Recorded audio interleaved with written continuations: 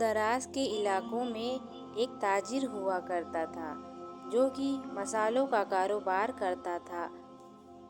اس تجارتی کا نام ہاشم تھا۔ ہاشم کے والد نے وراثت میں اس کو ایک گھڑی دی تھی جو کہ ہاشم کو بہت بیش قیمتی تھی۔ وہ ہمیشہ اس گھڑی کو اپنے پاس رکھتا تھا۔ بات ان دنوں کی ہے کہ وہ ایک بار ایک سرائے میں رکا اور نہانے کے لیے ایک حمام میں گیا۔ نہانے سے پہلے اس نے اپنی گھڑی کو باہر رکھ دیا۔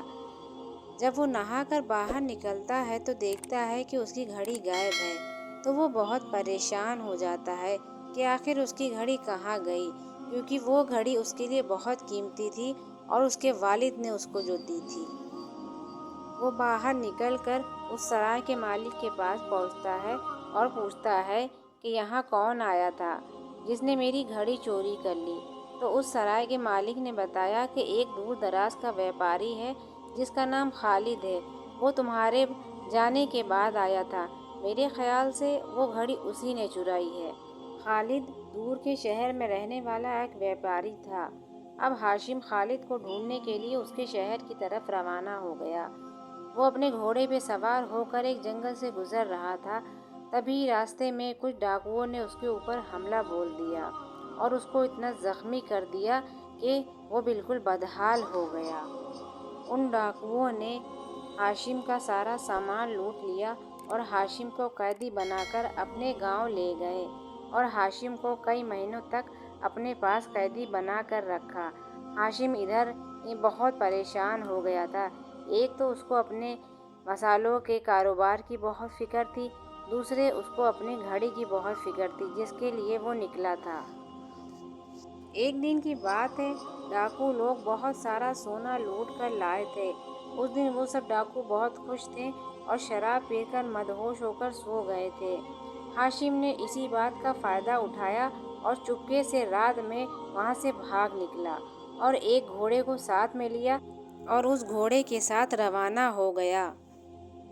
ہاشم کو تو صرف خالد کو ڈھونڈنا تھا کیونکہ اس کو اپنی گھڑی کو پانا تھا۔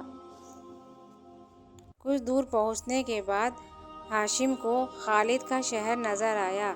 اس شہر میں پہنچ کر ہاشم نے سب سے خالد کے بارے میں پوچھا تو بہت سارے لوگوں نے تو بتانے سے انکار کر دیا، لیکن کچھ لوگوں نے بتایا کہ ہاں، یہ خالد نام کا بیپاری یہاں پر مصالحے بیچتا ہے۔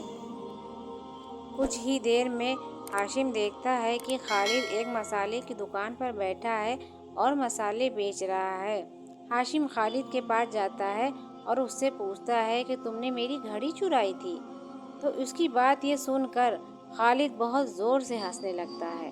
کہتا ہے تم کس گھڑی کی بات کر رہے ہو؟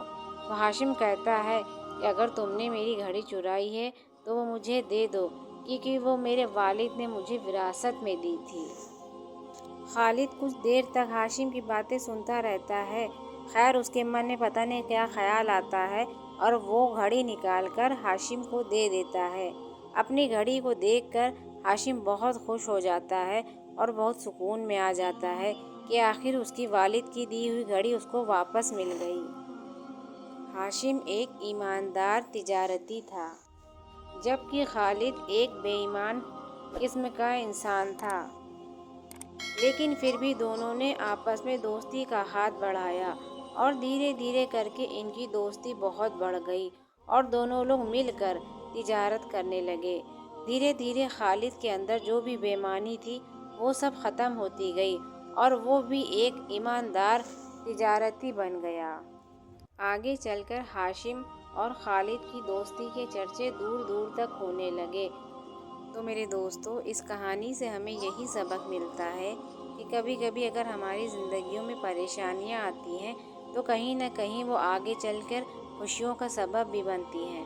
جس طرح سے اس کہانی میں شروع میں ہاشم کی گھڑی کھو گئی اور وہ جس طرح سے گھڑی کو ڈھونڈنے کے لیے نکلا، آگے چل کر اس نے خالد سے دوستی کا ہاتھ بڑھایا اور وہ آگے چل کر بہت بڑا بیپاری بن گیا۔